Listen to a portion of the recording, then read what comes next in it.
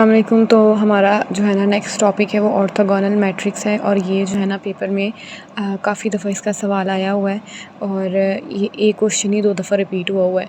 और इसके अलावा जो है ना ये हमारी 7 चैप्टर का 7.2 का टॉपिक है। 7.1 भी इसके अंदर ही आती है। ठीक है, तो ऑर्थोगोनल मैट्रिक्स होते क्या हैं? अगर तो हमारे पास एक मैट्रिक्स है, हम अगर इसकी डेफिनेशन में बात करें तो डेफिनेशन इसमें क्या है कि अगर तो है ना आप क्या करें, अगर तो क्या ए और ए का ट्रांसपोज़ अगर आप लेते हैं तो वो आई के इक्वल आना चाहिए। तो ये जो है ना ये चीज़ जो है ना इसको हम ऑर्थोगोनल मैट्रिक्स कह देते हैं। या अगर आप इसका डिटर्मिनेंट लें, इसको प्रूव करवाएं, देन ये जो चीज़ है ना इसको हमने क्या करना है, ये हमारे पास ऑर्थोगोनल मैट्रिक्स होती है। ठीक है, ये आपके पास एक मैट्रिक्स गिवन होगा, उसका आप क्या करोगे, ट्रांसपोज लोगे, उसके साथ मल्टीप्लाई करवाओगे और उसका आंसर जो है अगर वो आई के इक्वल आता है, यानी इन्वर्स मैट्रिक कौन सी थी हमारे पास, 1 1 0 0 वाली, इसके अगर इक्वल आता है तो हम कह देंगे कि हमारा जो ये मैट्रिक्स है ये ऑर्थोगोनल मैट्रिक्स है। अब एक क्वेश्चन हमारे पास ये है, if A is a orthogonal matrix, show करवाएं डिटर्मिनेंट ऑफ ए 1 और -1। ये मतलब रिज़ल्ट दिया हुआ है, हमने इसको प्रूव करवा के दिखाना है। ठीक है, अब हम क्या करेंगे, हमें पता है अगर तो ए ऑर्थोगोनल मैट्रिक्स है तो हमने कर दिया कि अगर वो ए है तो उसका वो ये सेटिस्फाई करेगा, क्योंकि ऑर्थोगोनल की डेफिनेशन में ये चीज़ आती है। ठीक है, तो वो लाजमी क्या करेगा, सेटिस्फाई करेगा। ए का ट्रांसपोज किसी को होना चाहिए, आई के होना चाहिए। अगर मैं इनका डिटर्मिनेंट ले देती हूँ, इस दोनों तरफ जो है ना डिटर्मिनेंट अप्लाई कर देती हूँ, तो फिर क्या होगा कि डिटर्मिनेंट अप्लाई कर दिया। अब डिटर्मिनेंट आई पता है किसके इक्वल होता है, डिटर्मिनेंट ऑफ इनवर्स, मतलब कह लें डिटर्मिनेंट ऑफ इनवर्स मतलब किसका डिटर्मिनेंट लेना है, 1 1 0 0। तो ये किसके इक्वल आता है, अगर हम इसको करें, इसको इसके साथ मल्टीप्लाई करें, 1 -0 इसको इसके साथ, तो 1 आता है। तो डिटर्मिनेंट अगर इनवर्स कहीं आता है तो मैं उसकी जगह पे 1 लिख सकती हूँ। ठीक है, तो मैंने इसकी जगह पे 1 डाल दिया। ठीक है, अब मुझे पता है कि डिटर्मिनेंट ऑफ ए या डिटर्मिनेंट ट्रांसपोज ए ये किसके इक्वल होता है। अगर सपोज लेट मैंने लिया ए, मेरे पास है जी 1 2 3 4। ठीक है, और ए का ट्रांसपोज़ क्या है, ए का ट्रांसपोज़ क्या होता है कि रोज़ को कॉलम में इंटरचेंज कर दो। अब ये रो है ना, तो मैं इसको 1 2 कॉलम में इंटरचेंज कर देती हूँ और 3 4 इस तरह। अब मैं इसका अगर डिटर्मिनेंट लेती हूँ तो डिटर्मिनेंट क्या आएगा, 4 -6, और ये मेरे पास -2 आंसर आ जाएगा डिटर्मिनेंट ऑफ ए का। और अगर मैं डिटर्मिनेंट ऑफ ए ट्रांसपोज का लेती हूँ तो वो मेरे पास क्या आएगा, 4 -6 और -2। तो आंसर क्या है, दोनों के सेम आ रहे हैं ना, तो मैं क्या कर सकती हूँ, मेरे पास एक रिजल्ट निकला है, डिटर्मिनेंट ऑफ ए के ट्रांसपोज की जगह मैं क्या लिख सकती हूँ, डिटर्मिनेंट ऑफ ए। ठीक है, तो अब मैंने क्या किया कि मैंने इसकी जगह पे, जहाँ पे मेरे पास ये आ रहा था, मैंने इसकी जगह पे ये पुट कर दिया। अब ये भी डिटर्मिनेंट ऑफ ए था, ये भी डिटर्मिनेंट ऑफ ए था, ये दोनों स्क्वायर हो गए और यहाँ पे मेरे पास पहले ही 1 आ रहा है डिटर्मिनेंट इनवर्स की जगह पे। ठीक है, अब मैंने क्या किया कि इसका स्क्वायर रूट लिया, स्क्वायर रूट से यहाँ पे कैंसिल हो गया, यहाँ पे कुछ भी नहीं था, तो यहाँ पे स्क्वायर रूट जब खुलता है तो प्लस माइनस दोनों आ जाती हैं। तो मैंने यही प्रूव करवाना था ना कि डिटर्मिनेंट ऑफ ए जो है वो क्या है, दोनों प्लस माइनस है। तो इसने साबित कर दिया कि ये वाला ऑर्थोगोनल मैट्रिक्स ए जो है वो क्या है, साबित मतलब प्रूव है, हेंस प्रूव हो गया। द नेक्स्ट क्वेश्चन ये है कि पास पेपर में 2 दफ़ा आया हुआ है। एक तो ये पिछले पास पेपर मतलब जो सीनियर्स ने पेपर दिए ना, जो अब 7th सेमेस्टर में, उन्हों की दफ़ा भी आया हुआ है। और इसके अलावा ये वाला जो पेपर, ये वाला जो क्वेश्चन है, ये जो कल परसों अभी IT वालों का पेपर हुआ है उसके अंदर भी ये वाला सवाल आया, तो ये इंपॉर्टेंट है, तो ये लाजमी कर लीजिएगा। उन्होंने कहा है where the first row is 1/5 2/5। ठीक है, उन्होंने कहा कि ये आपके पास क्वेश्चन, इसको आपने ऑर्थोगोनल मैट्रिक्स जो है ना इसकी कह लें कि चेक करें कि ये है कि नहीं है। तो हमने या इसको जो है ना वो फाइंड करें, तो मैट्रिक्स फाइंड करें, तो हमने जो इसको मैट्रिक्स फाइंड करके देना, ऑर्थोगोनल मैट्रिक्स वाला फाइंड कर देना है। ठीक है, अब आपने सबसे पहले लेट कर लेना है, 20 कुछ स्टेप्स हैं, बस ये स्टेप्स याद रखने हैं। वो तो जर्नल सा था ना प्रूव करवाने के लिए, इसमें के लिए आप जो है ना कुछ स्टेप्स याद रखने, अगर स्टेप्स याद रखेंगे तो ही आपको जो है ना वो ये याद रहेगा। सपोज़ मैंने लेट कर लिया कि मेरा जो ये वाला जो 2 वैल्यूज़ दी है ना ये V1 के इक्वल है, कर ली। अब हमने पहला स्टेप क्या है कि हमने ये चेक करना है कि ये नॉर्मलाइज है कि नहीं है। नॉर्मलाइज का क्या मतलब है कि अगर मेरे पास जो है ना कह लें कि कॉज, मैं एग्जांपल देती हूँ, साइन थीटा 0 और इधर sine theta cos theta negative कर लेते हैं और 0, और यहाँ पे 1 0 और 0, मेरे पास ना ये एक मैट्रिक्स है। ऑर्थोगोनल मैट्रिक्स की पहचान ये होती है कि जब आप उन्हें रो वाइज ऐड कर लें, रो स्क्वायर करके रो वाइज ऐड कर लें, स्क्वायर करके कॉलम वाइज ऐड कर लें, आपका आंसर हमेशा 1 के इक्वल आएगा। अगर मैं इसका स्क्वायर करती हूँ, रो वाइज लेती हूँ, सपोज मैंने पहली रो ले ली, कॉस स्क्वायर ले लिया, कॉस स्क्वायर आ गया, प्लस ऐड कर दिया साइन स्क्वायर ले लिया, प्लस 0 का स्क्वायर ले लिया, ये दोनों ये फार्मूला है ना, तो इसका फार्मूला का आंसर क्या है 1 मेरे बराबर आ गई। अब मैं अगर इसको कॉलम वाइज लेती हूँ, कॉलम वाइज भी यही सीन बन रहा है, अगर मैं इसको इधर वाली वाइज लेती हूँ तीनों का स्क्वायर लेके, तभी मेरे पास आंसर क्या आ रहा है 1 आ रहा है। तो ऑर्थोगोनल मैट्रिक्स की पहचान ये होती है, अगर तो वो ये चीज़ आ रही है इसका मतलब है कि वो नॉर्मलाइज है। ठीक है, अब हमारे पास क्या है कि जो है ना, अब हमने चेक करना है कि ये नॉर्मलाइज है कि नहीं है। अगर इसका आंसर 1 आता है तो इसका मतलब, क्योंकि ये पहली रो है ना, उन्होंने हमें बताया हुआ फर्स्ट रो है। अब इसका अगर आंसर 1 के इक्वल आता है तो हमने कहना है इसको नॉर्मलाइज। अगर ये नॉर्मलाइज नहीं है तो हमने इसको नॉर्मलाइज करना है। वो कैसे करना है वो भी मैं बताती हूँ।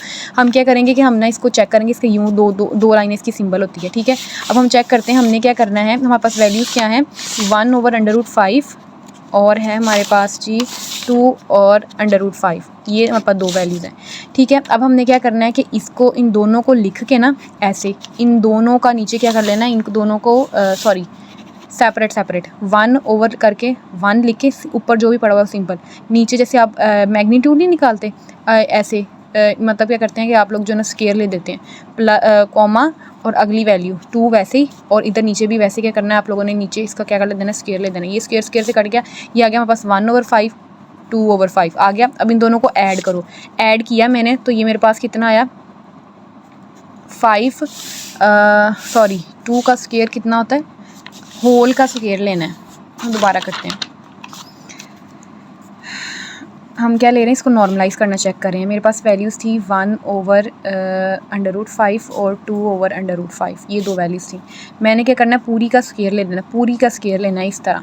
ठीक है, ऐड करके दूसरी का पूरी का स्क्वायर ले देना है। ठीक है, अब मैंने इनको किया तो मेरे पास क्या आया 1/5 आ गया, ये स्क्वायर इसके साथ कैंसिल हो गया, प्लस आया 2 2 4 और नीचे मेरे पास क्या आ गया 5। अब मैंने इनको ऐड किया तो कैसे एलसीएम लिया तो 5/5, 5 कट गया 1। अब मेरे पास आंसर 1 आया ना, मतलब ये पहले ही नॉर्मलाइज है, मुझे इसको नॉर्मलाइज़ करने की ज़रूरत नहीं है। अब अगली स्टेटमेंट में जाएंगे ना तो उसमें नॉर्मलाइज़ करने की ज़रूरत पड़ेगी। तो हमने जो है ना इसको नेक्स्ट देखते हैं कैसे करते हैं। अब मैंने इसकी जो है ना दूसरी रो फाइंड करनी है। ठीक है, उन्होंने 2 दिए हुए हैं ना, मतलब 2 नंबर दिए, तो इसका मतलब है हमारे पास कॉल मैट्रिक्स कितने का बनेगा, 2/2 का बनेगा। ठीक है, अब मैंने चेक कर लिया, अब मेरे पास एक रो निकल आई है। एक रो को आपने ना यूँ लिख देना, वो कौन सी है, ये जो 2 नंबर उसने पहले ही बताए हुए हैं, वो कौन सी है 1/√5 और क्या है मेरे पास, कॉमा नहीं लगाना, 2/√5। तो ये मेरे पास जो है ना मिले हुए, और मैंने ये 2 ढूंढने, और अगर ये 2 ढूंढने भी अगर नहीं दिए हुए ना तो मैं खुद से लेट करूँगी, और खुद से लेट करके जो है ना मैं इनका इनर प्रोडक्ट लेके और फिर जो है ना चेक करूँगी कि ये इनको नॉर्मलाइज़ करूँगी। उसके बाद नॉर्मलाइजेशन के बाद मैं चेक करूँगी कि दोनों को ऐड करने के बाद जो है मेरे पास मेरा आंसर 1 आता है कि नहीं आता, फिर ही मैं जो है सेटिस्फाई कर पाऊँगी कि ये जो है मेरा ऑर्थोगोनल मैट्रिक्स है। ठीक है, उसके बाद अब देखो कि मैंने जो है ना ये मेरे पास था V1, ये वाली वैल्यूज़ V1 थी ना। अब मैंने एक और जो है ना एक ले लिया, W ले लिया, वेरिएबल लेट कर लिया, W वेरिएबल ले लिया। अब मैंने W को करवाना है प्रूफ कि वो क्या है, परपेंडिकुलर है V1 के। परपेंडिकुलर मतलब इसके परपेंडिकुलर जा रहा है। ठीक है, ये वाली एक रो के परपेंडिकुलर है दूसरी रो, वो जो दूसरी रो लूँगी वो मैं कौन सी लूँगी, W वाली लूँगी। W की मैंने वैल्यू लेट कर ली, क्या है जी X और Y। ठीक है, X और Y मैंने क्या कर लिया, W की वैल्यूज लेट कर ली। देन अब अगर मैंने कह दिया कि W जो है वो मैंने लेट कर लिया, वो परपेंडिकुलर है V1 के, तो इसका मतलब ये है कि उसका इनर प्रोडक्ट जो है V1 के साथ वो क्या आएगा 0। इनर प्रोडक्ट को आप यूँ रिप्रेजेंट करते हैं जैसे ये जो है ना एंगल ब्रैकेट्स दो लगा के ना और इक्वल्स टू 0 प्रूव करवाना है। ठीक है, अब इसमें हमने W की वैल्यू लिख देनी और इसमें V1 की वैल्यू लिख देनी। W की वैल्यू मैंने XY लेट की थी और V1 की वैल्यू मुझे क्वेश्चन में गिवन थी। ठीक है, अब मैंने क्या करना है, इसको इसके साथ मल्टीप्लाई करवा देना, दूसरे को दूसरे के साथ मल्टीप्लाई करवा देना। करवा दिया, आंसर मेरा किसके इक्वल है, 0 के इक्वल है। मैंने क्या किया, √5 को क्या कर दिया, दोनों साइडों पे जैसे कह ले मल्टीप्लाई करवाते हैं, इधर भी √5 से मल्टीप्लाई करवा दिया पूरी इक्वेशन को, तो √5 कैंसिल हो गया क्योंकि दूसरी साइड पे 0 था। ठीक है, मेरे पास आया x + 2y, x मैंने दूसरी साइड पे भेजा, मेरे पास आया -2y। अब मेरे पास x की वैल्यू निकल आई है, इस x की वैल्यू निकल आई है। ठीक है, अब मैंने क्या किया, एक मैट्रिक्स ली, उसमें जो है ना XY लिखा जैसे मैंने W में लिखा, जैसे मैं शुरू में V1 को लिखा था इस तरह। V1 की वैल्यूज़ कौन सी थी बोला, 1/√5 और 2/√5। इसकी तो वैल्यूज़ पहले ही निकली थी ना, तो मैंने अब W की निकालनी है तो मैंने उसको इस तरह लिख दिया x और y। ठीक है, अब मेरे पास W की वैल्यू निकली है, मेरे पास क्या निकली थी -2y और y। इसमें से मैं क्या करूँगी, y को कॉमन निकालूंगी। y को कॉमन निकाला तो मेरे पास वैल्यू क्या आई, मेरे पास W की वैल्यू आ गई -2 और 1। ये मेरे पास वैल्यूज़ आ गई, W की वैल्यूज़ लिख ली। अब मैंने देखना है कि ये नॉर्मलाइज़ है कि नहीं है। नॉर्मलाइजेशन हम किस तरह से चेक करते हैं, हम इस तरह से चेक करते हैं कि हम क्या करते हैं, उन दोनों को वैसे ऊपर लिख लेते हैं और नीचे क्या करते हैं, इन दोनों के स्क्वायर से मल्टीप्लाई करवा उन दोनों के उनका जो है ना, हाँ जी, स्क्वायर रूट लेके ऐड कर देते हैं। अब दोनों का मैंने लिया तो यह है 4 + 1, यही है ना स्क्वायर रूट। तो ये मेरे पास क्या बना, -2 ओवर कह लें कि 5 और 1/5। तो क्या ये नॉर्मलाइजेशन है? अगर मैं इन्हें ऐड करती हूँ, इन दोनों को मैं ऐड करती हूँ, तो ये क्या बनता है 5 और इसको किया ऐड तो ये -1। तो ये इसका आंसर 1 नहीं आ रहा, इसका मतलब ये नॉर्मलाइजेशन इसकी नॉर्मलाइज नहीं है। तो हमने इसको किस तरह से नॉर्मलाइज करना है? नॉर्मलाइज का फार्मूला होता है ये वाला, ठीक है, ये देख लें। अब नॉर्मलाइज का फार्मूला क्या है? आपने W लिखना है और आपने क्या कर देना है, इनके नीचे जो है ना इनका ये वो क्या इसको कहते हैं हम, नॉर्मलाइजेशन का जो सिंबल हमने लिखते होते हैं ना, हमने वो लिख दिया। अब हमने क्या किया कि डब्ल्यूज़ की अपने ऊपर जो है ना वो वैल्यूज़ को लिखा, और वो हमारे पास क्या थी, -2 और 1, और अंडर रूट ले दिया 4 + 1। मतलब इसका तो ये मतलब है ना कि अंडर रूट ले दें, पहले स्क्वायर लें, फिर उनका जो है ना मतलब ये फार्मूला होता है। अगर मैं सिंपल वर्ड्स में बताऊँ तो क्या है जी, V2 लिया है इन्होंने W और W ये। अब इसमें क्या लिखना है आपने, जो भी दो आपके पास वैल्यूज़ होंगी उनका स्क्वायर लेके, ठीक है, उसके ऊपर अंडर रूट लगा देना है। इसका ये इस चीज़ का ये वाला फार्मूला है। और ऊपर जैसे आपकी दो वैल्यूज़ थी, आपने वो अपनी जो है ना दो वैल्यूज़ को वैसे ही जो है ना लिख देना है। उसके बाद आप इनको सेपरेट कर दोगे। अंडर रूट वाली जो भी है जिसका जो इसका एक आंसर आएगा ना अंडर रूट वाला, उसके साथ अपनी एक वैल्यू को सेपरेट कर दोगे, कॉमा लगा के दूसरी वाली के साथ उसको जो है ना अपनी वैल्यूज़ को सेपरेट कर दोगे, ठीक है। ये होता है नॉर्मलाइजेशन का तरीका। आपने क्या किया कि आपने अपनी -2 और 1 वैल्यू थी ना, तो आपने क्या किया, इसका अंडर रूट लिया और 4 + 1 है, आपने क्या किया, इनको ऐसे लिख दिया। अब आपने क्या करना है कि इसको जो है ना अलहदा कर देना है, कि इसके साथ √5 के साथ इसको जो है ना दूसरे वाले को अलहदा कर देना है आपने, किसके साथ, 1/√5 के साथ, ठीक है। तो मेरे पास ये जो है ना मेरा V2 का आंसर आ गया, जिसे हमने W लेट किया था, ये उसका मेरे पास जो है ना आंसर आ गया। मतलब मैंने अपनी जो है ना रो 2 निकाल ली है। अब मैं इसको जो है ना अपने रो 2 में लिख दूँगी, जहाँ पे मैंने यहाँ पे पहले रो 1 लिखी थी। अब मैं अपनी वैल्यूज़ जो है ना वो यहाँ पे लिख देती हूँ। तो वो क्या है हमारे पास, -2 √5 और दूसरी है 1/√5। अब मैं अगर इन दोनों का स्क्वायर करके इन दोनों को ऐड करती हूँ तो मेरा आंसर 1 आएगा। इन दोनों को स्क्वायर करके ऐड करती हूँ तो मेरा आंसर 1 आएगा, रो वाइज भी कॉलम वाइज में। इसका मतलब है ये मेरा नॉर्मलाइज फॉर्म है, ऑर्थोगोनल फॉर्म में आ चुका हुआ है। इसी तरह कॉलम वाइज, इस तरह रो वाइज, ठीक है। तो ये हमने इस तरह से करना है। बेसिक स्टेप्स आपके पास क्या है कि सबसे पहले आपने क्या करना है, आपने अपना जो मैट्रिक्स एक जो रो होगी, हो सकता है आपको 3 रो गिवन हो, मतलब यहाँ पे हमें उधर 2 वैल्यूज़, यहाँ पे 2 वैल्यूज़ गिवन थी ना, हो सकता है आपको 3 वैल्यूज़ भी गिवन हो। तो उसके लिए भी आपने यही स्टेप्स करने हैं कि आपने सबसे पहले चेक कर लेना कि नॉर्मलाइज है। नॉर्मलाइज किस तरह से चेक करते हैं कि आपने क्या करना है, दोनों का नीचे से क्या कर देना है, जैसे हमने ये वाला इधर अप्लाई किया था, क्या किया था इधर, ये वाला फार्मूले के मुताबिक ऊपर वैसे ही लिख देना है कॉमा डाल के, नीचे इनका क्या कर देना है, स्क्वायर करके इनको ऐड कर देना है। तो कुछ इस तरह से फॉर्म आ जाएगी। फिर इनको सेपरेट करके लिख लेना है, -2/√5 और 1/√5, ठीक है। इस तरह से ना आपने लिख लेना। ये करने के बाद आपने जो है ना, एक रो तो पहले ही आपके पास आ गई हुई है, आपने दूसरी के लेने के लिए जो है ना आपने क्या करना है, उसका वो क्या कहते हैं, परपेंडिकुलर ले लेना है। और आप अगर आपके पास 3 होते तो आपने यहाँ पे Z भी ले लेना था, ठीक है। उसको लेने के बाद आपने जो है ना उसका इनर प्रोडक्ट जो है ना वो ले लेना है, किसके साथ, V1 के साथ ले लेना है। इनर प्रोडक्ट ले लिया, उसके बाद अगर यहाँ पे 3 वैल्यू होती तो यहाँ पे Z भी होता है और यहाँ पे कोई ना कोई वैल्यू होती है। आप क्या करते हैं, तीनों में ऐड कर देते और यहाँ पे भी आपके पास थर्ड भी कोई ना कुछ एलिमेंट आ जाता। उसके बाद आपने करना था उसको सिंप्लीफाई करने के लिए, जितना सिंप्लीफाई कर सकते थे आपने उसके में वैल्यूज़ निकाल के W की वैल्यू निकाल देनी थी। अब एक ही निकल आई ना, अब आपने अगर आपके पास 3 वाली होती तो फिर आप क्या करते, एक और वेरिएबल लेट करते, W और हमने V W और U वाली लेट कर लेते, U लेके और फिर आपने जो है ना वैल्यूज़ लेके और देन आगे करना था। वैसे ये इतना तो नहीं आएगा, लेकिन 2 वाला ही आप कर लें तो बेहतर है। उसके बाद हमने फिर जो हमारे पास वैल्यू आई, हमने उसको जो है ना नॉर्मलाइजेशन चेक की। उसके बाद चेक करने के बाद हमने जो है ना उनको ऑर्थोगोनल फॉर्म में लिख के उनको जो है ना क्वेश्चन को ख़त्म कर दिया। उसके बाद हमारे पास 7 चैप्टर का ही एक टॉपिक है, पॉजिटिव डिफाइंड मैट्रिक्स। इसकी डेफिनेशन अगर देखें हम, a square matrix A is a defined matrix if A is a symmetric and any one of the is true. अगर उसने कहा है कि इसकी आपको एक स्क्वायर मैट्रिक ए जो है ना वो क्या होगी, डिफाइंड मैट्रिक्स होगी अगर ए जो है वो सिमेट्रिक हो और इनमें से एक भी अगर कंडीशन सेटिस्फाई है तो वो पॉजिटिव डिफाइंड मैट्रिक्स होगा, ठीक है। पहली कंडीशन हमारे पास क्या है, आपके पास जो है ना all the eigen values are positive. मतलब जैसे आइगन वैल्यू वाला कंसेप्ट है ना, आपको एक मैट्रिक्स गिवन होगा, सबसे पहले सवाल को देखने से पहले आपको जो है ना आपको एक स्केलर जो है ना एक स्क्वायर मैट्रिक्स दिया होगा। स्क्वायर मैट्रिक्स क्या होता है, स्क्वायर मैट्रिक्स जिसकी तादाद जो है ना रोज़ की और कॉलम की बराबर हो। यानी मैं 2/2 का ले लेती हूँ, 3/3 का ले सकती हूँ, बराबर होनी चाहिए। ये ना हो कि मतलब 2/1 का मतलब 2 रोज़ और 1 कॉलम हो, इस तरह वाला सीन ना हो। मैंने जो है ना सपोज ये वाला जो है ना मैट्रिक्स ले लिया, ठीक है। अब इसका क्या है, उन्होंने कहा है कि अगर ये आपके पास एक मैट्रिक्स गिवन है ना, तो उसका जो सिमेट्रिक, इसका सिमेट्रिक का क्या मतलब होता है, अगर उसका ट्रांसपोज लिया जाए ना तो वही मैट्रिक्स में हमारे पास रिपीट होके आए। जैसे अब उन्होंने ये वाला एक मैट्रिक्स लिया हुआ है 3/3 का, 3/3 का ही है ना। अगर मैं इसका ट्रांसपोज लेती हूँ तो मेरे पास जो है ना, ट्रांसपोज क्या होता है, रोज़ को कॉलम में, कॉलम्स को रो में इंटरचेंज कर देना। तो मेरे पास देखें बिल्कुल यही वाली जो है ना वापस आ रही है। तो पॉजिटिव डिफाइंड मैट्रिक्स में सबसे पहली कंडीशन ही यही है कि आपके पास क्या होनी चाहिए, सिमेट्रिक होनी चाहिए, उस प्रॉपर्टी होनी चाहिए उस मैट्रिक्स की। और अगर उसका ट्रांसपोज के इक्वल नहीं आता तो आप नेक्स्ट सॉल्व नहीं करेंगे, ठीक है। वो उसको पहली रिक्वायरमेंट ये देख लेनी है। दूसरी रिक्वायरमेंट क्या है, उन्होंने कहा all the eigen values are positive. तो आइगन वैल्यूज़ वाला मैंने समझाया हुआ है, तो वो मैं जो है ना चैप्टर 7 का ही टॉपिक है, लेकिन वो मुझसे गलती से वो यूट्यूब से चैप्टर 6 लिखा गया है। तो वही वाला आइगन वेक्टर्स हम किस तरह से निकालते हैं, आइगन वैल्यूज़ किस तरह से निकालते हैं, वो हमारे पास फार्मूला होता है कौन सा जी, ए माइनस लैम्डा आई और इस तरह, और साथ हमने v इज़ इक्वल्स टू 0 करके जो है ना हम इसको करते हैं।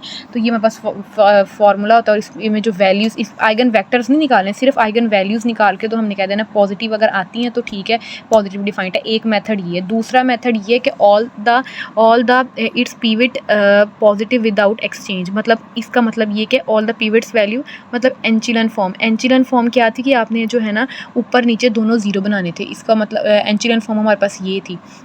अब एंचिलन फॉर्म का इधर कोई सवाल किया नहीं हुआ, तो एंचिलन फॉर्म भी वही वाली जो हम कुछ इस तरह की फॉर्म बना देते हैं, 1 1 1 0 0 0 0 और 0 और 0, ये वाली फॉर्म, इसको हम कह देते हैं एंचिलन फॉर्म। ये वाली बना के दिखानी थी। और उसके बाद है जी determinant of the order of n/n is positive upper left, ठीक है। ये वाला मेथड सबसे ईजी है। अगर आप तीनों मेथड से इसको सॉल्व कर सकते हो, बेटर यही है कि आप ये वाला मेथड सॉल्व करो। वो क्या है कि उन्होंने कहा कि n/n मैट्रिक्स अगर आप करते हो तो उसका जो भी आंसर आएगा वो हमेशा पॉजिटिव आना चाहिए। तो तभी जो है ना ये क्या होगा, ये पॉजिटिव डिफाइंड मैट्रिक्स में होगा। अब क्या किया, इसको आप लेफ्ट से शुरू हो जाओ। ये 1/1 मैट्रिक्स आ गया, ये 2/2 मैट्रिक्स आ गया, 3/3 मैट्रिक्स आ गया। इसका डिटर्मिनेंट लिया 3 का 3, जाहिर सी बात है आएगा। डिटर्मिनेंट लिया तो ये पॉजिटिव है, मतलब ये डन होगी, पहली बार डन होगी। दूसरे में किस तरह लेंगे, इसको इसके साथ मल्टीप्लाई करवाएंगे, माइनस का साइन इसको इसके साथ मल्टीप्लाई करवाया, हमारे पास 14 आंसर आया, ये भी पॉजिटिव है, बार डन होगी। अब 3/3 का डिटर्मिनेंट किस तरह लेते हैं वो मैंने आप लोगों को पहले बताया हुआ है कि करते हैं, जब इसका लेते हैं, मतलब यहाँ से स्टार्ट करते हैं ना, ये वाली रो और ये वाला कॉलम डिलीट, इसको इसके साथ मल्टीप्लाई करवा के, माइनस का साइन इसको इसके साथ मल्टीप्लाई करवा के, फिर देन माइनस का साइन, हाँ जी, फिर उसके बाद कहते हैं माइनस का साइन होता है यहाँ पे, वो यहाँ पे मैंने पहले ही डायरेक्ट कर दिया है। माइनस और माइनस जो है ना, एक माइनस ये वाला और एक माइनस जो हम अपने फॉर्मूले से लेके आते हैं, माइनस का साइन और दोनों आके प्लस हो गए। फिर हम क्या करते हैं कि इस रो को डिलीट और इस कॉलम को डिलीट करके इसको इसके साथ मल्टीप्लाई, माइनस का साइन इसको इसके साथ मल्टीप्लाई करवा दिया, प्लस का साइन ये वाला कॉलम डिलीट, उसको इसके साथ मल्टीप्लाई, इसको इसके साथ मल्टीप्लाई करवाया। सिंप्लीफिकेशन की हमारे पास आंसर आया पॉजिटिव 36। तो तीनों आंसर हमारे पास क्या है, पॉजिटिव आए। तो जो है ना हमारा क्या हो गया कि हमारा ये जो क्वेश्चन है वो क्या कर दिया, उसने डिफाइन कर दिया कि ये पॉजिटिव डिफाइंड मैट्रिक्स है। तो आपने, अगर आपको तरीके आते हैं, तीनों तरीके आते हैं, आप जिस मर्जी तरीके से कर लें, लेकिन बेटर और शॉर्टकट मेथड ये यही है, नहीं तो आप रिड्यूस एंचिलन फॉर्म जो है ना वो कर लें, ठीक है। ये इसके कुछ क्वेश्चन है, ये इसी मेथड से नेक्स्ट वाला क्वेश्चन है वो जो सॉल्व किया हुआ है। देन ये सेकंड मेथड से सॉल्व किया हुआ है, आइगन वैल्यूज़ आइगन वेक्टर करके निकालते हैं। और आइगन मैंने आपको बताया, हाँ आइगन वैल्यू तो हो गया ना। रिड्यूस एंचिलन फॉर्म और एंचिलन फॉर्म में डिफरेंस क्या होता है, रिड्यूस एंचिलन फॉर्म और एंचिलन फॉर्म में। तो रिड्यूस एंचिलन फॉर्म का क्या मतलब होता है कि आपने अपर नीचे जो है ना डायगोनल के जीरो बनाने होते हैं, इसको रिड्यूस बोलते हैं। ये वाली जो मैट्रिक्स होता है ना, इसको रिड्यूस बोलते हैं, ठीक है, रिड्यूस एंचिलन फॉर्म, या इसको हम जॉर्डन मेथड भी कहते हैं, ठीक है। ये नाम याद रखने, अगर सवाल में आता है तो आपने इसको इस तरह की फॉर्म में बनाना है। अगर आपके पास गाज इलिमिनेशन मेथड या जो है ना एंचिलन फॉर्म वाला आता है तो आपने सिर्फ डायगोनल के नीचे 1 बनाने हैं, ठीक है, ऊपर जो मर्जी वैल्यू है, सिर्फ ये वाला काम करना है। और यही वाला क्वेश्चन में डिमांड किया हुआ था, मैंने उलट बोल दिया।